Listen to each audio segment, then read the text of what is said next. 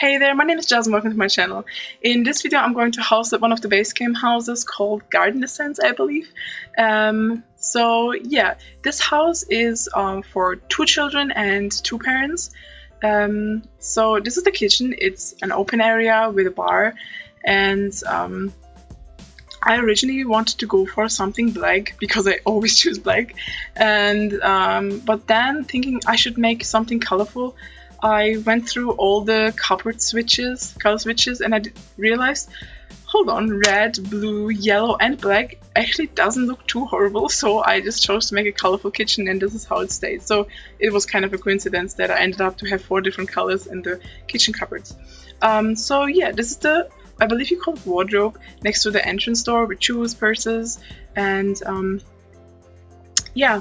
The children's bedroom, the bed I actually kept from the base game, so the bed was already in this room, and I thought it was actually cool because of the guitars, and the orange and blue color I actually tried to keep, so everything around in this room is the same color. I don't know how old I would guess this child, maybe like 10ish. I'm not quite sure. So this is the bathroom. I thought for 4 people in this house, just having 1 bathroom and 1 toilet was a bit few, so I decided to just add 1 more toilet, a small one.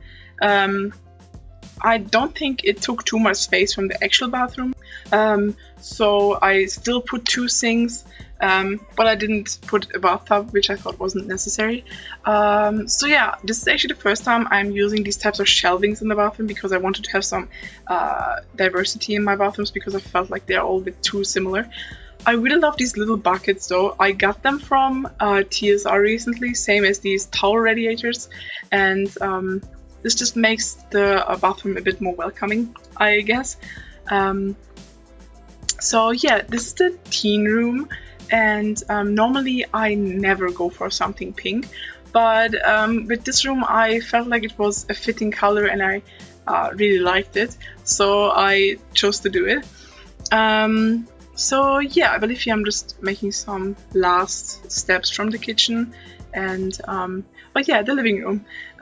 So in this living room I actually wanted to fit the sofa to the kitchen, but the navy blue of the sofa didn't really fit with the one from the kitchen, so later I chose the yellow to have it fit with the kitchen because, you know, it's a big room and 2 not fitting colors didn't look good.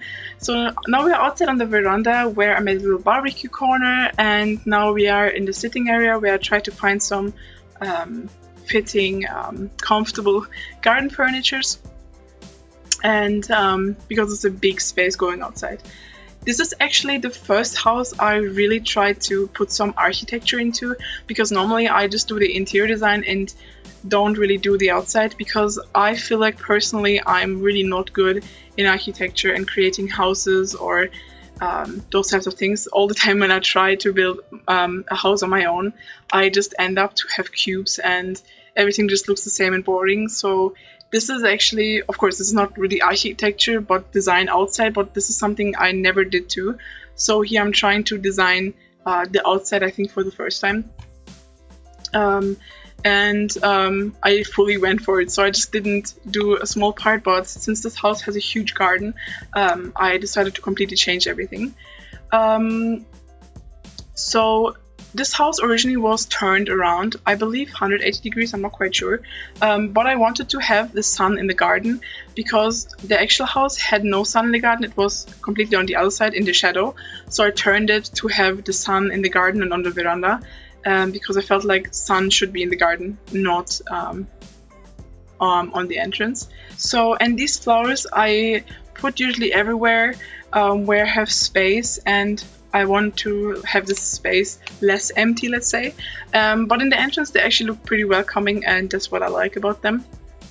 So this pool I actually didn't want to go for, but then I thought this garden is so big and it's a big family, why not? And I didn't know actually what else to put there because, as I said, this garden is huge, and I didn't really know if I should make maybe a greenhouse or an own garden with potatoes or something, but then I thought, nah, a pool is actually cool.